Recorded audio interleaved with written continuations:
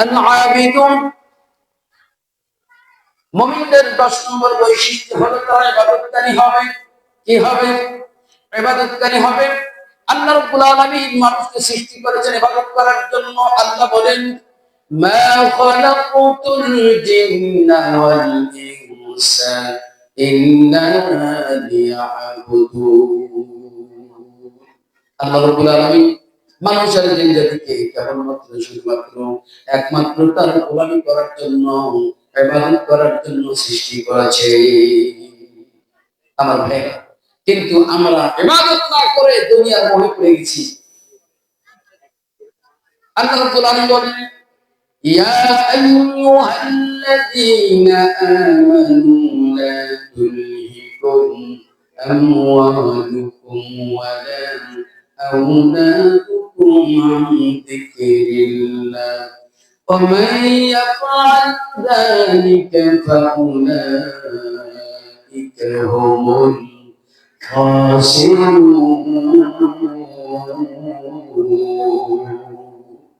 আল্লাহ রাব্বুল আলামিন বলেন, হে ইমানদারগণ, হে ইমানদারগণ, লা তুলহিকুম আমওয়ালুকুম ওয়ালা আওলাদুকুম আন যিকরিল্লাহ, তোমাদের ধন সম্পদ, তোমাদের সন্তান সন্ততি, তোমাদেরকে যেন আমি আল্লাহ জিকির থেকে তোমাদেরকে দূরে না রাখে, গাফেল করে না দেয়।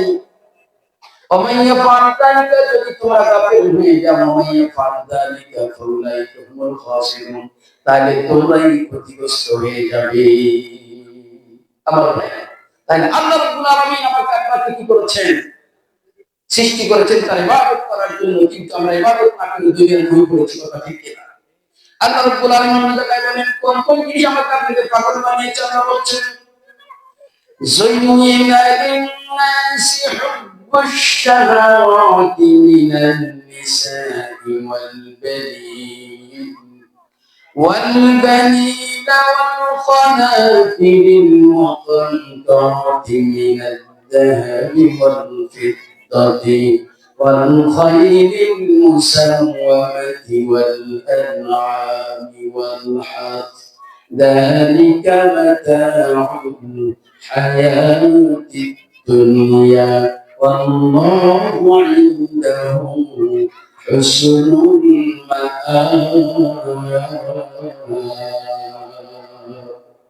আল্লাহ রাব্বুল আলামিন বলেন, যুমিলা লিন-নাসি হুব্বুশ শাহাওয়াতি মিনান নিসা, আমি তোমাদেরকে ইবাদত করার জন্য সৃষ্টি করলাম, কিন্তু তোমরা আমার ইবাদত বাদ দিও, তোমরা দুনিয়ার মোহে পড়ে গেলে, তোমাদেরকে লোভে ফেলে দিও, তোমাদেরকে লোভ লালসায় ফেলে দিবে। এক নম্বর হলো মিনান নিসা, নারী, ওয়াল বানিন, সন্তান সন্ততি, ওয়াল কানাতির মুকানতারাতি মিনাল যাহাবি ওয়াল ফিদ্দাতি, গচ্ছিত ধন সম্পদ, সোনা রূপা।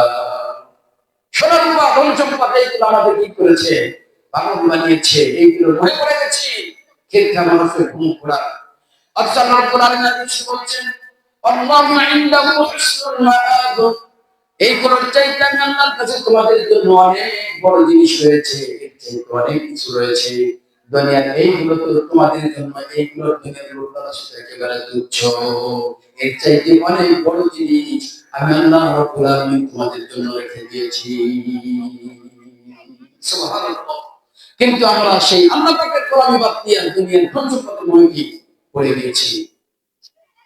আমার ভাইয়েরা, আমাদের অবস্থা এমন, আমরা আজকে দুনিয়া করতে করতে মরণ চলে আসছে আমাদের কাছে, মৃত্যুমুখে পতিত হয়ে যাচ্ছি, তারপরে আমরা দুনিয়ার লোভ আমরা ছাড়তে পারতেছি না। আল্লাহ রাব্বুল আলামিন বলেছেন, কুল্লু নাফসিন যায়িকাতুল মাউত, প্রত্যেক প্রাণীকে মৃত্যুর স্বাদ গ্রহণ করতে হবে। এই মৃত্যু থেকে কেউ বাঁচতে পারবে না, পালাতে পারবে না।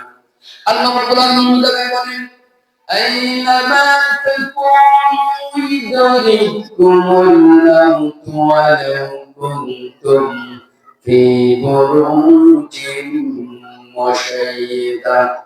বান্দারে, তোমরা মৃত্যু থেকে পলায়ন করে সুন্দর অট্টালিকা যদি বানাও, দুর্গ যদি তৈরি করো, তারপরে তোমরা মালাকুল মউতের হাত থেকে বাঁচতে পারবে না। তার মানে হলো, আমরা যেখানেই যাই না কেন, মৃত্যু আমাদেরকে পাকড়াও করবে। এই জন্য কবি বলেছে, মরণ থেকে যতই পালাও মরণ তোমায় লইলে গিনি শরীর ছুটিয়ে তোমার বাসখানির বাউচিতায় লাগিয়েছি। কেউ যদি মৃত্যুকে ভয় করে পলায়ন করে, যদি আকাশ পানে যদি ঢুকে যায়, তারপরও মালাকুল মউতের হাত থেকে বাঁচতে পারবে না। আমার ভাইয়েরা এই জন্য করে আমাদেরকে মৃত্যু সামনে এসে তবে আমাদেরকে ধন সম্পদের লোক, এই জিনিসগুলো দুনিয়ার লোক মানুষ আমাদেরকে চাপতে হবে। শুধু তাই নয়, সুন্দর করে বলছেন, চোখের পলকে তুমি হতে পারো নাশ, চিরতরে বন্ধ হবে তোমারই নিঃশ্বাস। হবে গান তোমারই নাম, হবে গান তোমারই নাম, মসজিদের মাইকে। বাড়িওয়ালা নাই রে বাড়ি, নাই রে দুনিয়াতে, বাড়িওয়ালা নাই রে বাড়ি, নাই রে দুনিয়াতে। কথা ঠিক কি না? প্রতিদিন আমাদের সামনে মসজিদের মাইকে গেলাম আসি, অমুকের পুত্র অমুক নাই, ইন্না লিল্লাহি ওয়া ইন্না ইলাইহি রাজিউন। কথা ঠিক কি না? এই জন্য করে আমাদের কি করতে হবে? আমাদেরকে ঈমানের বৈশিষ্ট্য, আমাদের ঈমানের যে গুণ, এগুলো অর্জন করতে হবে। এরপরে কবরে যেতে হবে। আমার ভাইয়েরা, কবর বড় ভয়ঙ্কর জায়গা।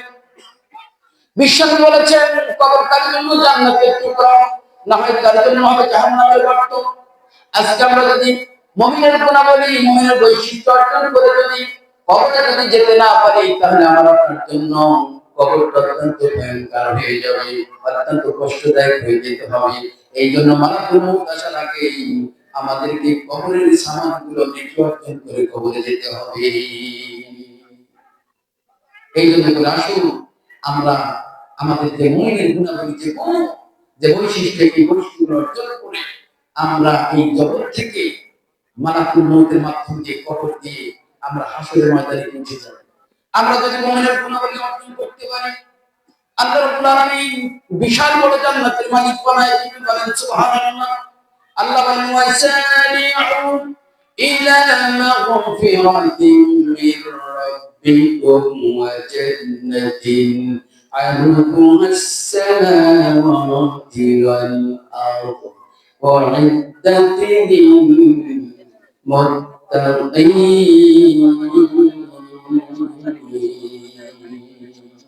আল্লাহ রাব্বুল আলামিন বলছে, তোমরা বান্দারা, তোমাদেরকে আমি সৃষ্টি করেছি আমি আল্লাহর গোলামি করার জন্য, ইবাদত করার জন্য। অতএব তোমরা কি করো? তোমরা দৌড়ো, প্রতিযোগিতা করো, আমার তোমার কাছে, আমার কাছে ক্ষমা চাও, আর আমার ওই বিশাল জান্নাতের জন্য প্রতিযোগিতা করো, যে জান্নাত আমি তোমাদের জন্য রেডি করে রেখেছি। বলেন সুবহানাল্লাহ। এই জন্য করে আসুন আমরা আমাদের এই ছোট্ট আলোচনা থেকে আপনাদের আহ্বান জানাচ্ছি, আমরা কবরে যাওয়ার আগে কি করি?